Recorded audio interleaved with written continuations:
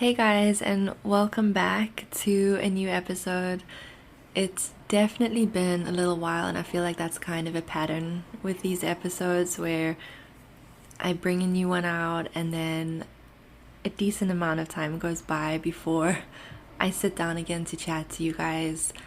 I really have the best of intentions always to keep going and to record 3 to 4. I set a goal for myself to do 4 episodes a month, which was pushing it a little bit. But honestly, at this point, if I'm even just doing one a month, I feel like that would be something. And as always, I'm not going to promise, but I'm going to try my best. I've been thinking about what the next episode could be about in terms of anxiety and symptoms, and of course, all of the things that we talk about on my page. And I shared a story maybe a few weeks ago asking you guys what you would like me to talk about, and I got some really good responses that I saved. And I was going through them and trying to decide what the next episode should be on, but there's something that's just been weighing on me that I almost feel as if I can't really talk about anything else until I just kind of address this and just talk about this thing. So as always, I have made myself some tea. I've made some lemon balm because it's especially good when you're feeling like anxious. It's really good for emotional stress. And I found myself kind of procrastinating leading up to sitting down to actually record this. I woke up this morning and just had this overwhelming feeling that I want to talk about this and I want to sit down. And then as time came closer to actually sit down and record, I found myself procrastinating a little bit just because it's something that I'm nervous to talk about. But I'm sitting in my spot here with these huge trees outside that always make me so happy.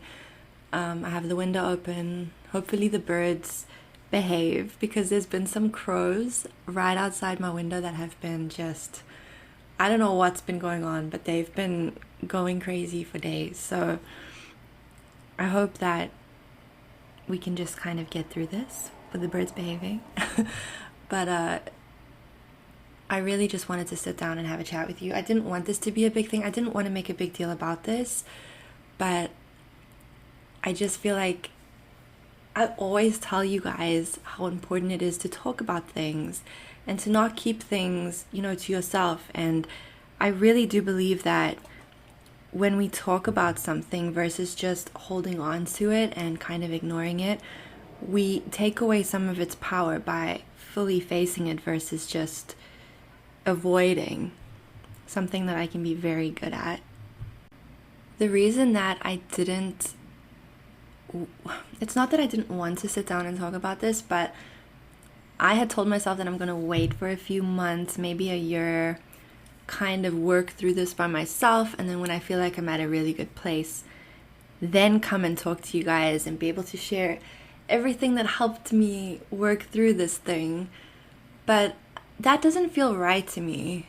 I've always been so open about my anxiety and depression. I've been as open as I can possibly be. Even with anxiety, even though I've come so far, and I always tell you, it doesn't consume my life anymore.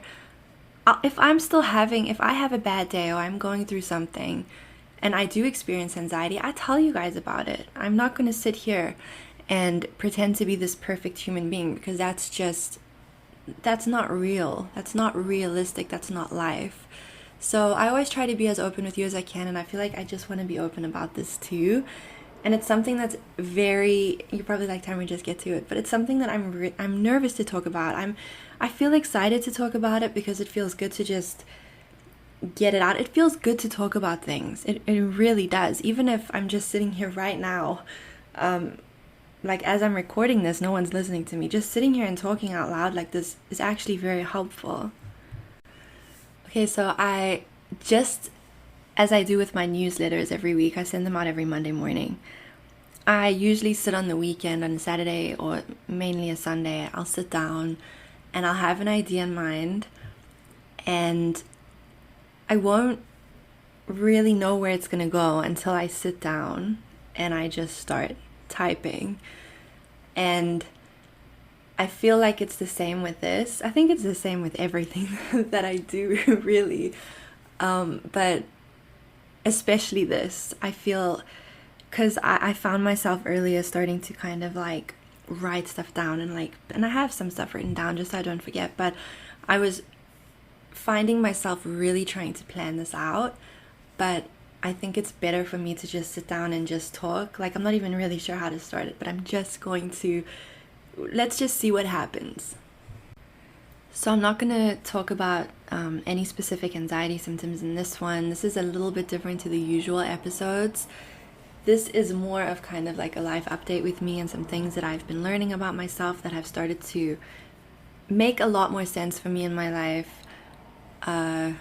I've spoken about depression on my page a lot, and every time, and that's another reason why I'm sitting down to do this, is because every single time I share a story or I share something about depression, I get a lot of people replying to my stories or sending me messages, because sometimes, and I often get messages like this where, you know, you maybe don't feel comfortable to comment on a post, but you feel more comfortable to send me a message.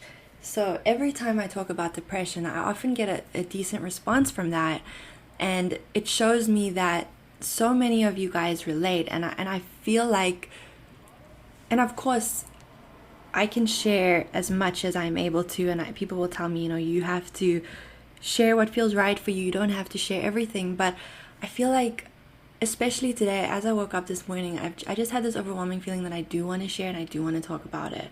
So in terms of depression, I have suffered with depression for as long as I can remember. I think a time that I remember most clearly was probably when I was around 15.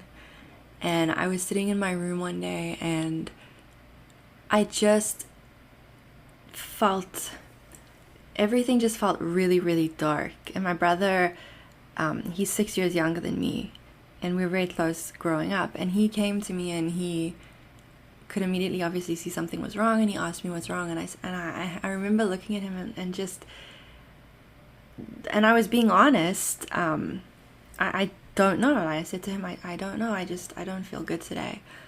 And it's awful when you suffer with depression, because sometimes it just doesn't make sense to you. Nothing specific is happening in your life, but you just feel this heaviness, this darkness, this cloud over you. And even if everything in that moment is okay in your life, you don't understand why you're not able to feel grateful or feel excited or just even feel some level of contentedness.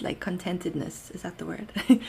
But if you suffer with depression, like, I know you'll relate to this, it's really difficult to, you can't pull yourself out. Like, you can't just be like, okay, well, I'm going to think positive thoughts and I'm going to feel great, or I'm going to do this and I'm going to feel great. If only it were that easy.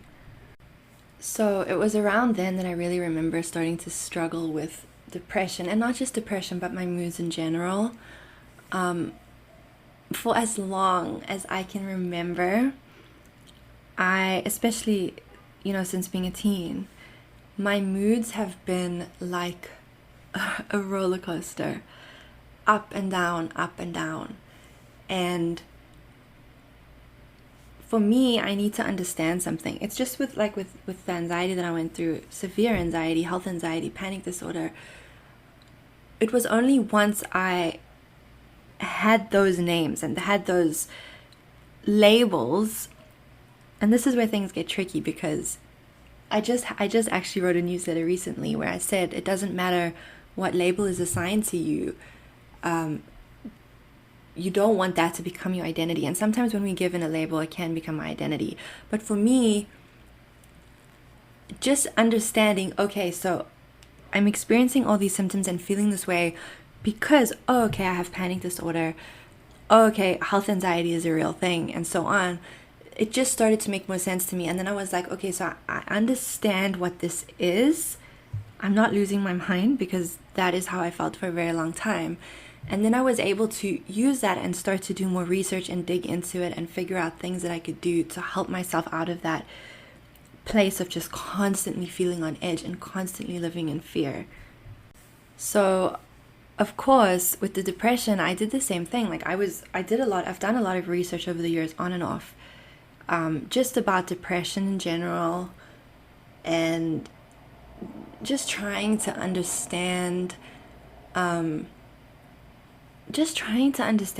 moods, honestly, and just why I am the way I am. Like I've been trying to understand it. So my grandmother has bipolar, and that was something that always was at the back of my mind, like maybe I have bipolar. And I did a lot of research on bipolar and the different types of bipolar, and that's where I really learned how, and please, I just want to say this quickly, I'm not a therapist or a doctor. Everything that I'm telling you are just things that I've learned myself by doing research online. So if I'm saying anything wrong or anything, it's honestly just because I'm still learning. Like I'm still learning about things. So I did a lot of research into that, and this is just how I am. Like before I go off to a therapist and say, give me a diagnosis, like I like to try to understand things, and I do a lot of research. I always tell you guys not to Google, but and I mean that. Stay away from those symptoms. It's not going to help you. But in terms of depression, like I wanted to understand what's going on with me. I think it's just a natural human instinct to want to better understand ourselves and why we act in certain ways and why we deal with certain things. So the one thing with bipolar that would always kind of have me, I would do research and then I would just kind of step back and say, no, I don't think I have that, because everything that I was learning about bipolar, and there are different types of bipolar, but one thing that did really seem to come up a lot is that obviously there's low episodes and then there's high episodes. So you can be extremely depressed and it can be severe, and then you're more in a manic state where things feel amazing, and then depending on the severity of it, like you could do all these impulsive things in that state. But for me, you have to have a pretty decent number of time in that low state and in that high state. And for me, I thought that my mood seemed to change too quickly to be bipolar. So I would do research and read about it, and I would relate to how the depression feels, but I wouldn't really relate to some of the manic episodes, and I wouldn't really relate to having a depressive episode for months at a time, like non-stop, or being on a high for, just as long. And I think it was in my 20s when I really started to want to dig deeper into research, because of how I found myself reacting to certain things in my relationship at the time. And it was hard because I didn't know who I could talk to about it. Like I felt like there was something wrong with me. I would see the way I was reacting to things. I would almost watch myself and see the intense emotions that I would have to things that would not make sense to me. Things that, I feel like most people would maybe be upset with, but not to the extent that I was. And I didn't understand it. I thought to myself, am I just really hypersensitive? Am I dramatic? What is wrong with me? And I think I did get to a point where I just kind of told myself, you're just a very, I don't think I used the word dramatic, but that I'm just a very, maybe intense. I can't get the word right now, but I'm just intense, and I'm just, I I would probably use the word sensitive a lot because I would often be told that you're being really sensitive. Come on, like I didn't mean it like that. Come on, it's not a big deal, that kind of thing. And then you start to think, oh my god, like I'm insane. But I started to do research. I think I was trying to find, because this was the biggest thing for me when I was dealing with anxiety, is I just wanted to find other people that were dealing with symptoms. So I'd always be looking for forums online where other people are talking about symptoms or emotions that they're dealing with. And I thought maybe I could find a thread online where people are talking about how emotional they are. And I don't remember, I will be lying if I sit here and tell you what I searched. I don't remember. But I was just basically keying in all these different words, trying to figure out, are there other people that are this sensitive or this emotional or whatever the case? And something did pop up, and it's the one thing that kept coming up over and over again is something called borderline personality disorder, or BPD. I don't think I knew much about BPD. I had seen a movie. I think the main actress in it is Kristen Wiig. I don't remember what it's called, but I had seen a movie with her in it, and I think in the movie her character had borderline personality disorder, and I honestly don't really remember that movie in detail now, but one thing that does stick out is that she was very, the way that they portrayed BPD was as something that is just very extremely intense, and basically the feeling that you get is that if you have that, you're crazy, basically. So when I was reading up about BPD and I was thinking about this movie that I had seen, I thought, no, I don't think that I act like that, and there was certain things in the movie that she did that I certainly don't do. So again, it was the same as with my bipolar research. I was confused, like, am I just searching for something now? Am I just trying to get a name? I was really, really confused. From there, I just kind of took a step back, and just decided to just kind of leave it, because I was getting really overwhelmed with everything. And during some of my research, it was during the time when I was dealing with a lot of anxiety too. So I was really feeling overwhelmed and felt like I could only kind of deal with one thing at a time. And my anxiety was overwhelming at the time. So I was putting all of my effort and all of my attention there. But I had now read about borderline personality disorder, and it was something that was in my head. It was at the back of my mind all the time. But I kind of just left it. I left it for years, actually. I just kind of ignored it. I was so used to dealing with my moods and with depression that I figured, well, I've done it for this long. Like, this is just, you're so used to it. It's not like I had been really stable with my emotions and now suddenly this was happening and I didn't understand and I needed help for it. For me, it was, I'm so used to this. I have been like this since I was a teenager. So I just kind of left it for the time being.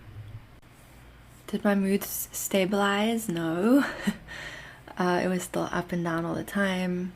Sometimes I would go through a period where for, a good while, I would feel okay. And then something would trigger me, and boom, I was just back, up and down. I was just confused, just all over the place. It's like a roller coaster, and it's exhausting. I went for therapy to discuss some family issues that I was dealing with that were really weighing heavily on my heart. And that was the focus of my therapy sessions, was talking about my family, talking about childhood things. I wasn't talking about all these erratic moods and things. I was really just, the focus was just on the sadness that I was feeling, and how to put up boundaries, and just really getting out things that I needed to get out, just from my childhood that I hadn't really worked through. So it was kind of just, I kind of just went on like that. And then the pandemic happened. I went through a breakup.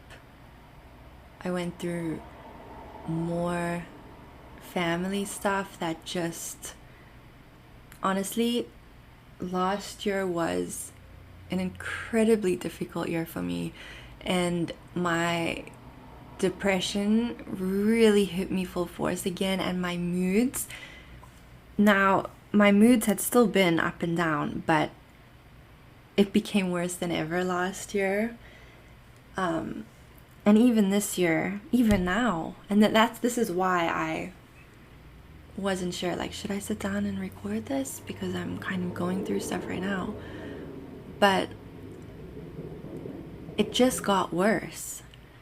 And I started going back to therapy last year, and really talking about family stuff and stuff that I had gone through and stuff that I had dealt with, and all this trauma and all these heavy things that came up. And my therapist would make references to she would mention how I was responding to things. And one thing that she kept saying was, you're falling into that black and white thinking again. That's something that you tend to do. You fall into this black and white thinking, which is where you can't see when things are either good or things were bad in my mind, or are, like, because I'm still there. Things are good or things are bad. When things are bad, it is very difficult for me to sit down and see all the options and all the things that are good. Or when a situation feels really difficult, I'll look at why the situation is so bad and how there's no way out of it, instead of, my brain is not able to sit down and look at the options. So, for example, even if somebody acts a certain way with me, if somebody's tone is off with me, or if I'm talking to somebody and I can see their face and their expression, I see something in the expression that seems different. Instead of me thinking, maybe they're dealing with something, my first thought, like, I eventually get there, but my first thought is always, did I do something wrong? Are they angry at me? Are they upset with me? That's where my mind goes to first, always. Like, I have always been that way, where the minute something feels off with a person or a situation, I immediately think, what did I do? So I was really paying close attention to things that she was saying and things that she was making me aware of with my thought patterns, the way that I process things, and the way that like where my mind goes, basically. And I decided to do some more research again, because, I can't just ask my therapist. I have to go and do this. Like, it's something that I've always just done. I think, when I was younger, I just learned that if I'm struggling with something, I have to just deal with it by myself. Well, that's how I felt anyway. I just felt like I don't have anyone and no one's gonna help me, and I just need to do this by myself. So I've always been this person that when I want to understand something, I want to go learn about it on my own. So back to Google I went. And this was just recently, actually. This was just within the past month or so. And I went and put this into Google, like the black and white thinking, hypersensitive, like with your emotions and emotional like ups and downs, your mood changing and fluctuating throughout the day. And again, of course, borderline came up again, and black and white thinking was a very prominent part of that. I think in my heart I knew that I relate too much to this for it to not be this. But again, like I told you, the way that I have seen it portrayed, and that's why I would always kind of back away, because I would think, oh well, I don't act like that, or I'm not violent, because that's a big thing that they'll say is people can get very aggressive or violent. Can I get angry? You bet I can get angry. That's something, my emotions, any emotion. For me, if something upsets me, I'm not just sad, I'm devastated. And I'm not just angry, I'm so furious that I feel like I'm losing my mind. And I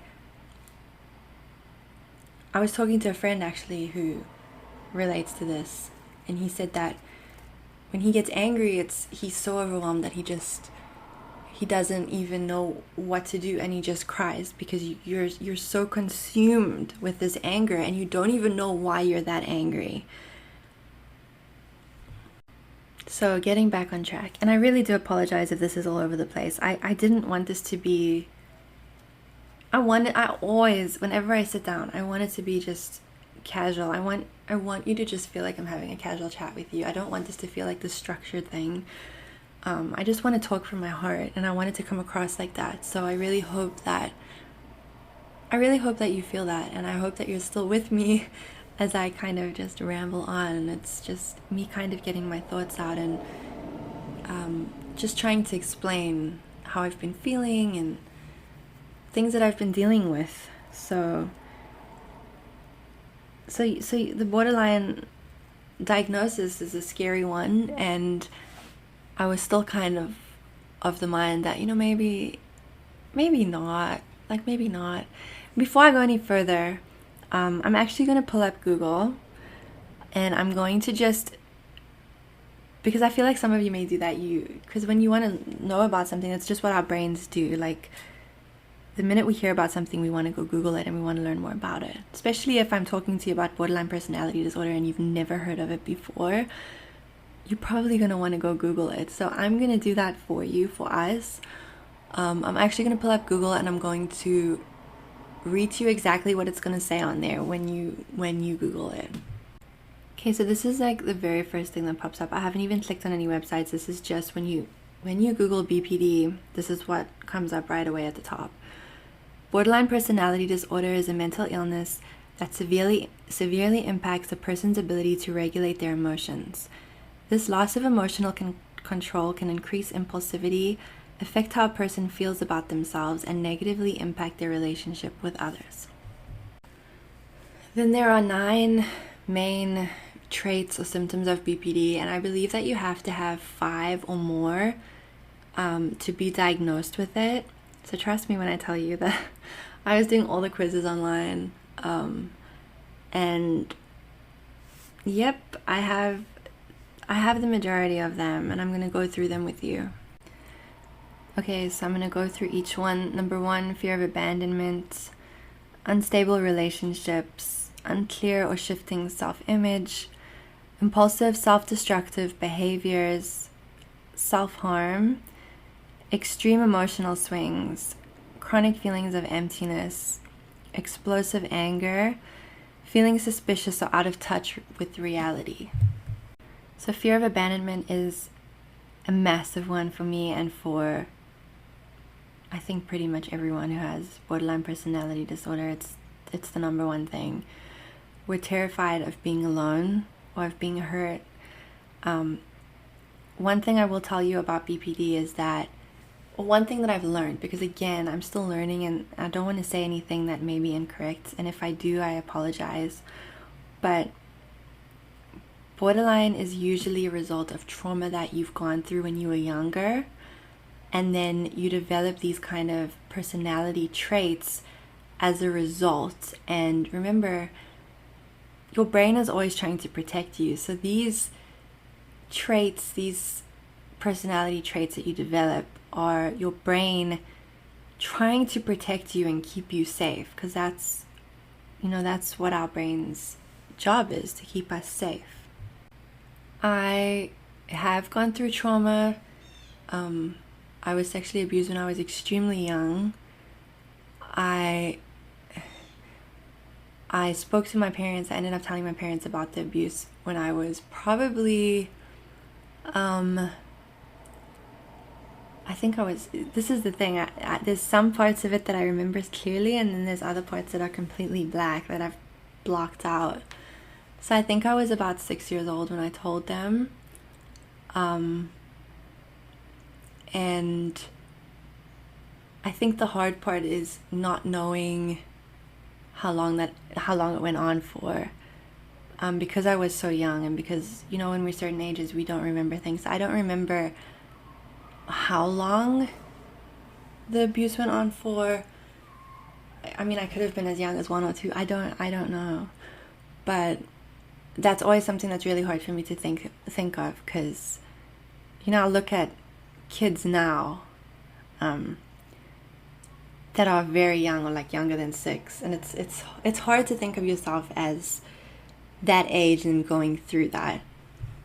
So I went through that when I was very young, and my teen years I went through some stuff too, and I'm not going to get into that now, but I went through some things that would really make sense as well, why I react in certain ways to things. So often people that have BPD, you can go back and often see that there is a history of trauma. And again, I always say trauma is anything that's had a negative lasting impact in you. You don't have to just have been sexually abused to call that trauma. I mean, there's emotional abuse and physical abuse and emotional neglect, and there's so many different things. And anything that's affected you and that has an impact on you now in your adult life or as you get older, that can be considered trauma. And I will always say all trauma is valid. We cannot compare our experience to somebody else's, because that's something that I would do. I would read these absolutely terrible stories that people went through, abuse that they suffered, that I would say, that's far worse than what I went through, and they went through it for a lot longer, and I would compare the whole time. But I learned, that's not something that we can do. It's gonna affect us regardless, and our trauma is valid. If anything triggered me where I felt like I was going to be abandoned or somebody was going to leave me, my emotional reaction was, it was intense. I would completely break down and not be able to. There was a small logical part of me, that rational part that's in there, that would be watching me and, Tam, come on, it's not that bad. It would be that voice in my head. You're okay. It's not as bad. It's not as bad as your reaction to it.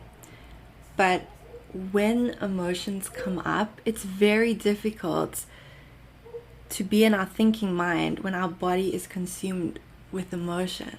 So whenever something happened where I felt like I was going to be alone, and this can go back, this again, it goes back to, when you were a child.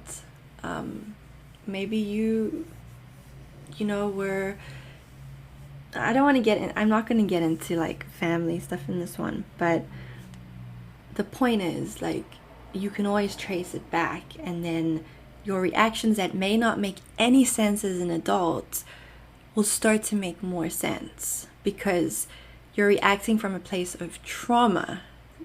See, this is the thing. When a person doesn't understand certain mental illnesses, or they don't understand trauma, or they haven't experienced things, and that's not anyone's fault. Like, we've all gone through different things, and that's okay. But when somebody hasn't experienced something for themselves, or they don't understand something, then when you react a certain way, it's baffling to them, and to them it's like you're being crazy kind of thing.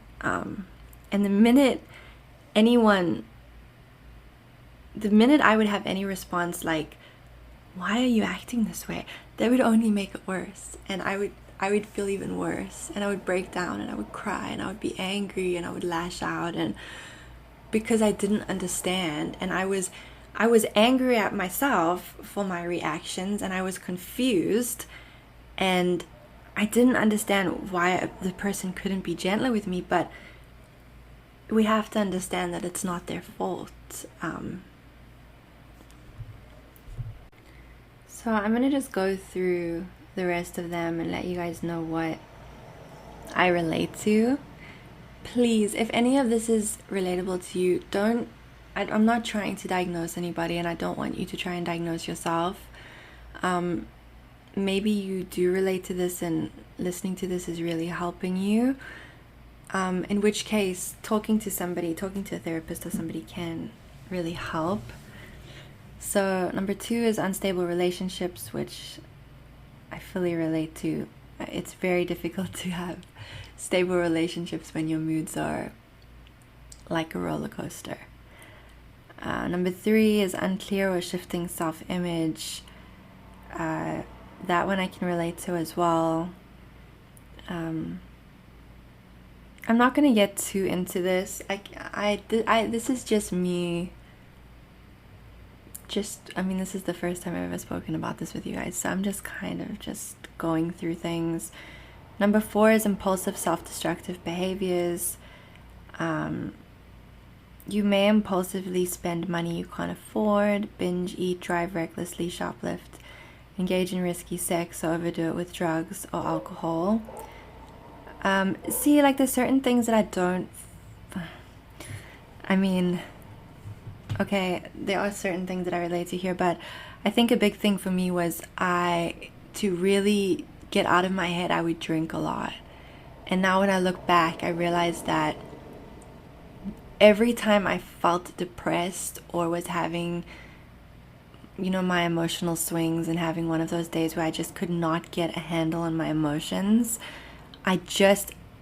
my first thought would be, I want to go out and get alcohol, and I would.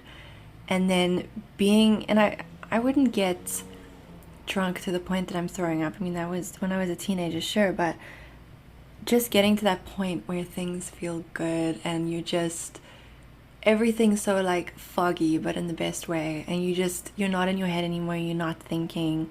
I really did rely on alcohol to help me get out of my head. And of course, everybody, like people that are diagnosed with BPD, they do different things. For me, alcohol was one of those. So number 5 is self-harm. This is again one that I don't relate to because I have never self-harmed, but I know it's a really big thing with BPD, and not just BPD, many other mental illnesses. And my heart is with you if this is one that you relate to. I'm so sorry, and I really do hope that if you're going through any of this now, that you feel like you can reach out for help. Because while I can't relate to this, I do know that when you're going through when you're struggling with your mind, because remember, we're struggling with our mind, which leads us to doing these things, because we're trying to get out of our heads, and we're doing these things to try to avoid and not feel anymore. So I really do hope that you know that there is help available, because I know how alone we can feel when we're going through it. So number 5 is self-harm, suicidal behavior. Deliberate self-harm is common in people with BPD. Suicidal behavior includes thinking about suicide. threats of suicide and actually carrying out a suicide attempt. I have not, but I have thought about it before, and sometimes when my depression gets severe enough, I do feel suicidal. And I think the worst was last year. And I've spoken about this a few times on my page. I think March last year, was it March? I was March or April, I don't even remember. There was one weekend in particular where my depression was so severe that I spent that entire weekend thinking about not being here and how that would affect people in my life. And I even thought about how that would affect like the community and you guys, to be honest. But that was an especially hard weekend. And I think it was after that I realized that I can't just hide this away. Like, I need to acknowledge it. And that's when I started going for therapy. Please, please, please, if you're suicidal in any way, even if you're just thinking about it, even if you just have the thought that what's the point of being here, anything, like, please reach out to somebody. I'm partnered with a company that I know a lot of people enjoy because you can talk to a therapist online versus going in person. Like, you can even text with somebody, and I know that's less scary than being face to face with someone, especially if you're dealing with anxiety. So I'll leave that in the caption. I have a code that can help you save, because I know that therapy can be pricey. But honestly, even if you can just reach out to somebody in your life, sometimes we think our brain takes over and our thoughts take over, and we just think that we're a burden and we shouldn't reach out and they don't want to hear about it. But it's your brain lying to you. I promise you, like, they do want to know. I'll just say that, because I've been there where I think, well, no one really, your brain tells you all this crap, like, no one cares and there's no point in talking about it. But they do, like, they want to know. Like, I promise you, just reach out to anybody, and just don't suffer in silence. Because when we're alone, we don't have anyone there. Like, you know when you're talking to a friend and you're telling them how crappy you feel, or you're telling them about how you feel about a situation and how you just don't see any good in it, and then they will talk to you, and even if you're in a really bad place and you're still struggling to believe it, they plant that little seed in your head and kind of show you a different perspective, really. But when we're just in our own heads and we're not talking to anyone or reaching out to anybody, and if you feel like you have no one, come on my page, go to the comments. If you want me to do posts on depression, or sharing more of my experience about this, I will do that. Like, I want to hear from you guys. If you listen to this and have feedback for me, or things you'd like to share with me, or anything, like, you can do that. If that's gonna help, I will help you however I can. Number 6 is extreme emotional swings. I mean, that was the main reason that I started. I laugh, but seriously, this was the main reason I started researching this, because I was like, what on earth? I want to actually read this one to you. Unstable emotions and moods are common with BPD. One moment you may feel happy and the next despondent.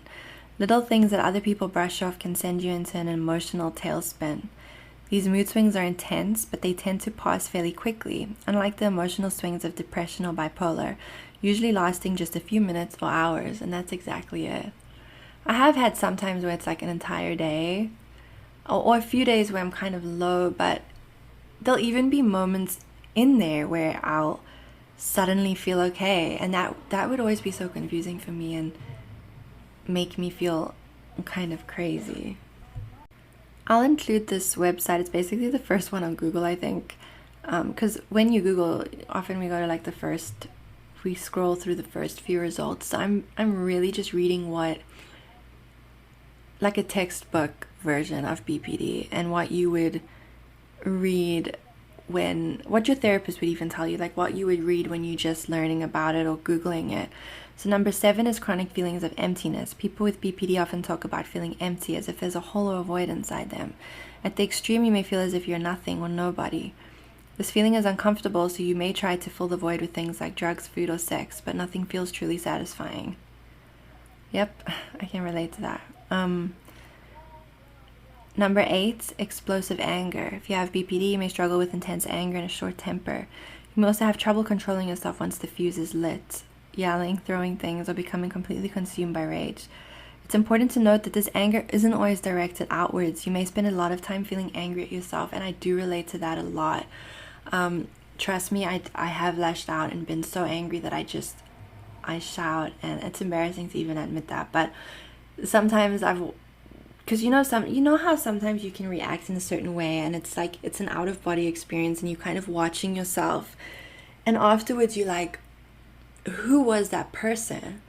And sometimes I have been so consumed with rage that I have acted like that. But again, like sometimes there'll be this thing where if you have BPD, you are violent, end of story, and you're going to lash out and be abusive and all of that. And listen, there are cases like that, but not every single person that has BPD has all the same traits and acts in the same ways. And I'm not a violent person, so it was very difficult for me to see how it's portrayed in movies and things, and then realize, oh shit, do I have BPD? Because I don't relate to that. And you start to think that there's something deeply flawed within you. And then the last one is feeling suspicious or out of touch with reality. People with BPD often struggle with paranoia or suspicious thoughts about others' motives. When under stress, you may even lose touch with reality and experience known as dissociation. We talk about DPDR all the time on my page. You may feel foggy, spaced out, or as if you're outside your own body. And I've had that since I was really young. I remember being really young, and you know how we describe it on my page, like looking at my arm, looking at my legs, looking in the mirror and being like, I don't feel like I'm attached to this body, or I'll look in the mirror and don't recognize that person. It's such an unsettling feeling. It's very hard to explain unless you've experienced it, but it's very scary. So that can actually happen as a result of this, as well as a result of anxiety. So those are the 9 traits, and I have some, like I have pretty much all of them. Like for example, like I told you guys under the self-harm one, number 5, like I don't relate to everything. So out of the traits, you may not relate to every single thing under it, but you have to have at least 5 or more, and I definitely have more than 5. So I realized that I haven't even told you guys if I'm officially diagnosed with it. I just kind of jumped right into what it is. I feel like almost like I wanted you guys to have a better understanding of what BPD is before I get into, oh, do I have it? So as I told you earlier on, my therapist had often mentioned things that really stuck in my mind. The black and white thinking was a huge one. And see, this is the thing. What I just read to you guys, there's certain things that are not mentioned in there. And this is where social media actually really helps me out. People that have BPD, that have Instagram pages, people that talk about BPD on TikTok especially, there's videos on there, and I watch people's stories and things that they share, and I fully relate to it. And these are things that are difficult to find on Google, because Google is more like, firstly you have to know what to search. Or if you just search BPD, you're going to be getting the textbook version of things. You're not going to be seeing all these other little things that make so much freaking sense. There's another thing called splitting that isn't mentioned here, but I'll get to that in a second. I don't want to go completely off track. Let's just rewind for a second and go back to the therapy that I was talking to you about. So my last therapy appointment was 2 weeks ago, and I was having a day that day. I woke up and I could not stop crying. My brain, there were certain things that my brain was fixating on and making stories, and I was in a really, really terrible place in my mind, and my emotions were just, I was on a swing like all day long. My therapy appointment was in the afternoon, I think around like 3 p.m. And the whole day leading up to it, I was just thinking, well, now she's gonna see me in like this when I'm having one of my days. And I had made the decision that I'm gonna go there. I was determined. I'm gonna go there. I'm gonna say, can you please possibly diagnose me with something? Like, let me know, like, do I have BPD? So I went there, and I kind of broke down before the session even started. Like, as I sat down, it was just a really bad day. My emotions were bad. And we started talking about some things, and I remember looking at her and I said, it seems like I have a lot of the traits of borderline personality disorder. And I think that a part of me, and I didn't even realize this, but I think a small part of me had thought that maybe she would say, you know, let's not rush to diagnosis, or no, there was a small part of me that thought that maybe she would say, no, you don't have it. Even though in my heart I knew that I probably do. But she looked at me and for a while and then said, you certainly do. You definitely do have many of the traits of borderline personality disorder. And my response was different than what I'd expected. I don't know. I think that I thought I would feel like maybe it was just the day that I was having, but even in the days afterwards when my mood stabilized a little bit, I still was just not feeling great about it. I thought that I would feel some kind of relief and be like, oh my God, thank God. I know what this is. Now I know how to tackle it. But I think part of me still had that belief, because there's a big stigma around it, that if I'm diagnosed with this, then that's going to mean that I am crazy, even though you're absolutely not. Again, like I told you, this is a result of trauma. This is not the end destination. Like, it's a result of trauma, so there's work to be done, and there's trauma to work through. But I think a small part of me was thinking, maybe, just maybe, she's just gonna say, oh no, it's just trauma, it's not borderline. I told her that I'd been doing research for ages, for years on and off, and especially in the weeks leading up to just this appointment. And she agreed with me that I definitely have the traits and it would make perfect sense. So I asked her, like, okay, so, is this the diagnosis? Is this it? Do I have borderline personality disorder? And so the woman that I go to, she's a psychotherapist, so she can't give that official diagnosis. She would have to refer me to a psychiatrist who would basically sit down and go over those questions that I went over with you guys, and if I answer yes to 5 or more, and also like with my therapist's input on what she's seen with me over the months, then that will just kind of confirm it. So I have not gone to a psychiatrist for an official diagnosis. I was pretty much diagnosed in my therapy session. And I'm not sure what I'm gonna do. Like, part of me just thinks, okay, well, I mean, it's just it's a label, sure, and it can be helpful to know for sure, okay, we have that, but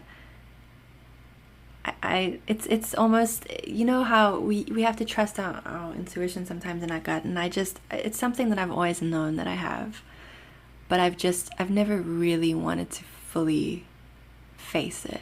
I think just the term personality disorder, it seems so terrifying.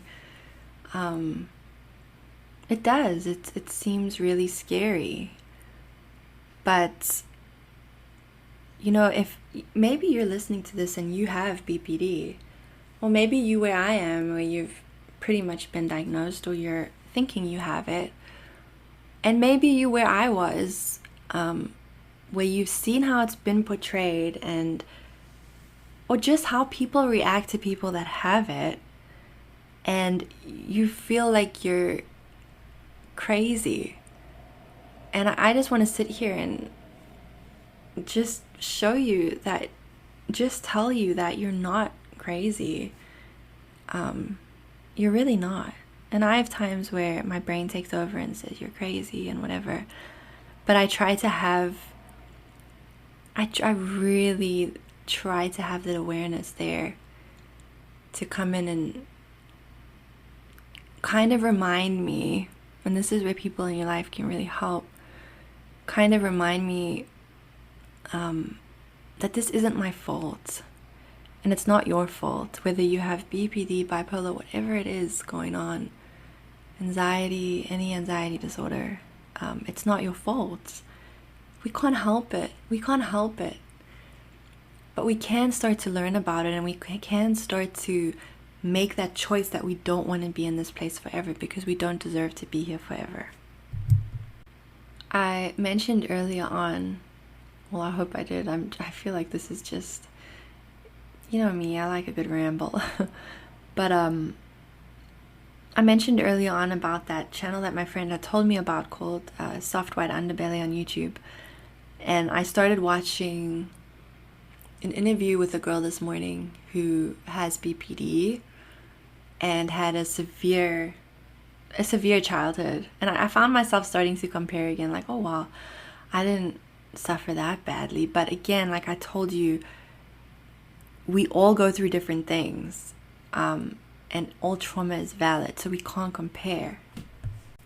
But she was saying things that was so relatable, and I haven't even finished watching it. I just started watching it while I was having my breakfast this morning. Whenever I have breakfast, I always put a YouTube video on. I often just watch vlogs and things, but I really wanted to get into this, and this is where I'm at right now in this journey of mine, this new journey. So I've dealt with this my whole life, but only recently do I realize what it actually is for sure.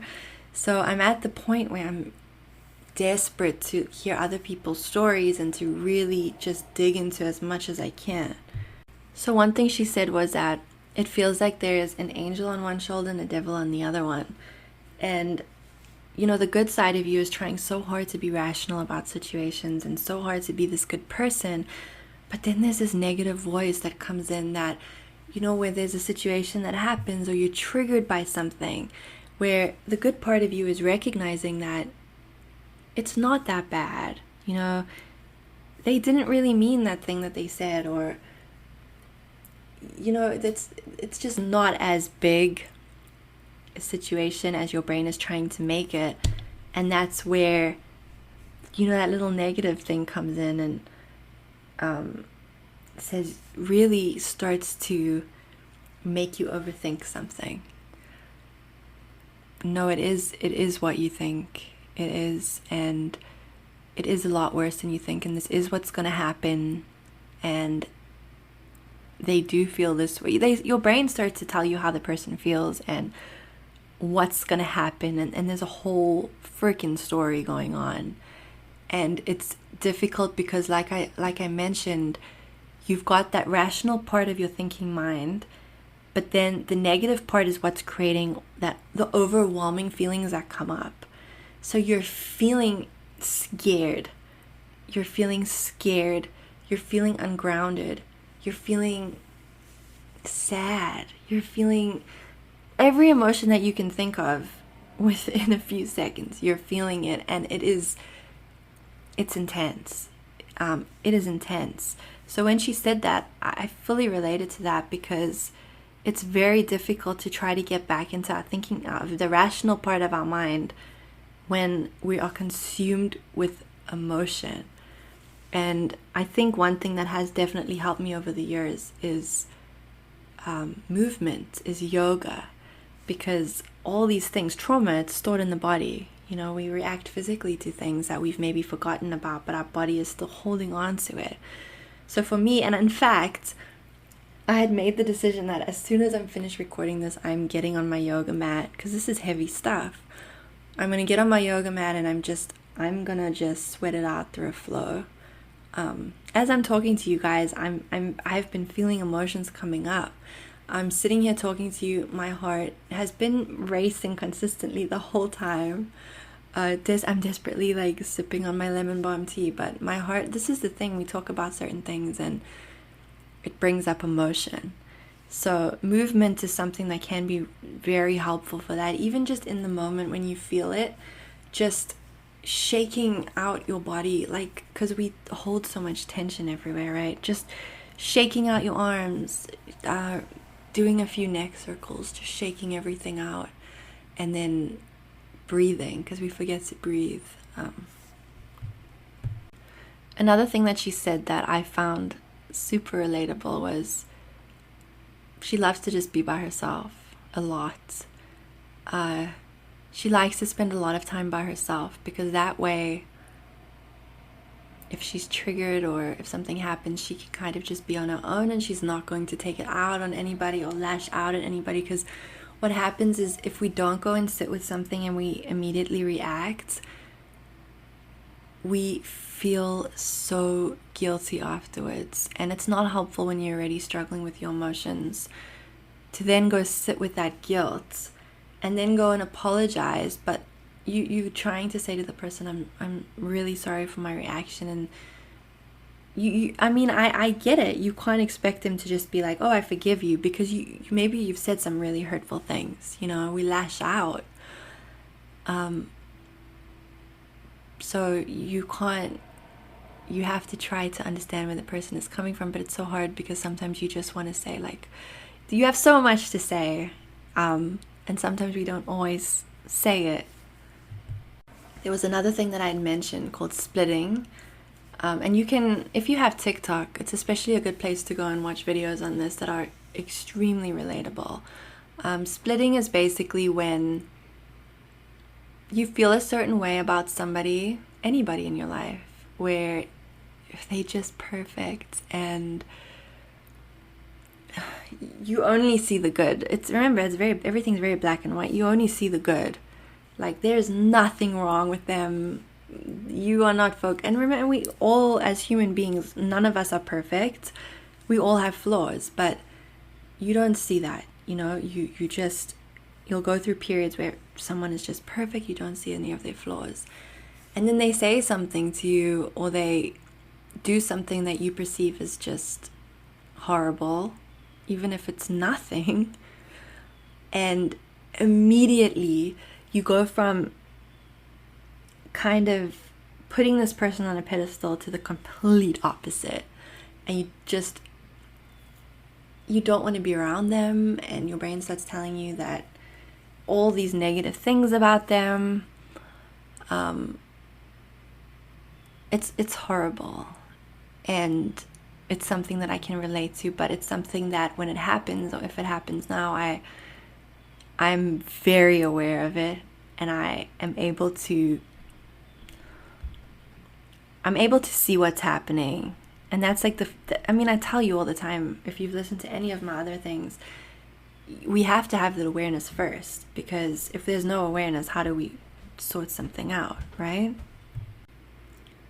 Wow, I've been talking to you for, I think, about an hour now, so I don't think I have too much more to say. I really just wanted to open up the conversation about this, because often on my stories, or if you read my newsletters, maybe you've seen that I've been very up and down, where I say, oh, I'm having like a rough day today, and the next day I seem perfect. And sometimes I'll think to myself that sometimes I'll think I should go on my stories, and like when I'm having a really bad day, and I think maybe I should just, let you guys know that I'm going to take off the next like 3 days or whatever. But I never do that, because my mood changes so frequently, and sometimes the next day I can be completely fine again. So I'm really trying, emphasis on trying.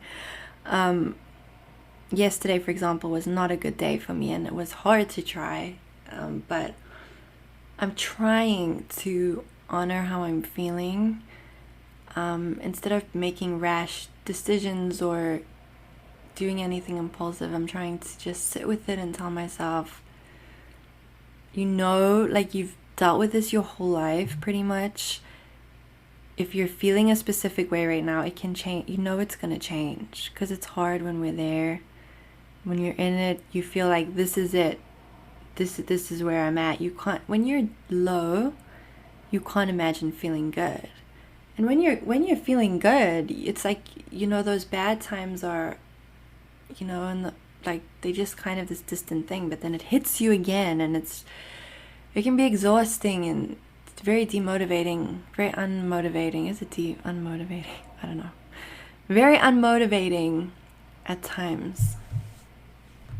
So I'm really just trying to learn as much as I can, and I'm trying to not sit on Google too much. In fact, I haven't really been on Google. What's really helping me to learn are pages and accounts on Instagram and TikTok where people share things that they've learned and what's been helping them. A big question that does come up for BPD is, what meds help? Because I know if you're really struggling, it may seem like the only thing that's going to help you is medication. That's how I felt with anxiety, and I was on meds for a bit. If you're new here, I share my whole story in my first book, and I also talk about meds in my second book. I'll include the links in the caption, and if you want to learn more about each book, you can just click it and it will take you there and tell you more about it. Because that's like a top question that I get, is a lot of people want to know about what I think about meds, if I've taken them. So I think a natural question that's going to come up here is, what meds can help? Firstly, just with my experience with meds, I was on them for about a year. I know that that's not something personally for me that I would do again. But in terms of BPD, it seems like meds are not really a great option. Just because it just kind of, what this girl was saying as well in the interview is she herself was saying that meds didn't really help her, and it's more really working through the trauma and changing your thought patterns, from what I understand, which can feel completely overwhelming and scary some days. But I think that if you're able to, and I'm talking to myself here too, if we're able to, if you suffer from BPD or anything, where it just feels overwhelming to work through it, I think that if you're able to put the work in, it's so worth it, because you get to a point where you literally change the way you think about things, and therefore the way that you react. So I actually ordered 2 ebooks that I'm just reading on my Kindle. I'm kind of going back and forth between the two, so I have one open here. I'll leave the names of them as well in the caption. But just this one part, like it says here, emotionally, people with BPD are like burn victims, extremely sensitive to even the slightest hint of an emotion, and yet so afraid of their emotions that they seek to do anything and everything they can to avoid them. And I completely, I'm so sensitive to everything. My emotions are so intense, and sometimes when I'm feeling so many emotions at once, I just feel like I'm in this emotional pain, like it hurts. And when that's happening, I don't know what to do. And I'll always try to just get on my yoga mat. Sometimes I'll just end up not doing anything and just I'll just be on a ball in my mat and just cry. And sometimes that's all we need to do. Sometimes we need to just cry it out. I think it's important to let the emotion out rather than internalize it and hold it in. And just talking about it, just sitting here for this past hour, I think it's longer than an hour now, and just talking, it feels like some kind of relief and weight lifted. So I really hope that this helps in some way, whether you have it, think you have it, relate to anything that I've said, or have somebody in your life who suffers. Of course, my Instagram page is a place where we talk about anxiety, and that's another reason why I was really unsure of what to do with this. I didn't want to just start suddenly talking about borderline personality disorder, and people are like, "What's going on?" Of course, I want to keep this as an anxiety community. It's very close to my heart because I suffered severely for so long.